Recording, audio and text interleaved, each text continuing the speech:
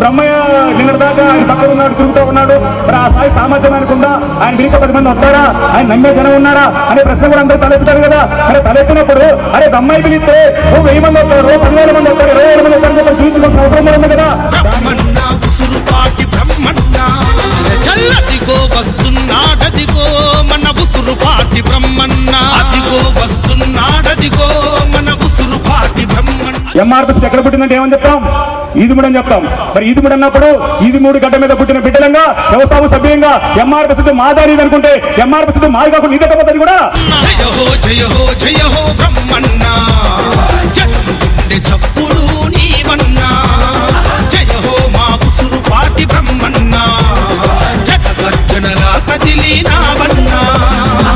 ఎంఆర్పిసి ఈదుముడిలో పుట్టింది. ఈ పుట్టినటువంటి ఉద్యమ జెండా ఎగరాల్సిందే. ఆ జెండా ఎగరేయడానికి నువ్వు ఒక్కరితో పోతావా, 10 మందితో పోతావా, 100 మందితో పోతావా, ఎట్టన్నపో కానీ జెండా గౌరవం నిలబెట్టాలి, ఉద్యమ గౌరవం నిలబెట్టాలని చెప్పి నా పెద్దలు నాకు మాటిస్తే జనహితమే తన మతమని నమ్మినోడు, జనం గుండె జప్పుడై నిలిచిన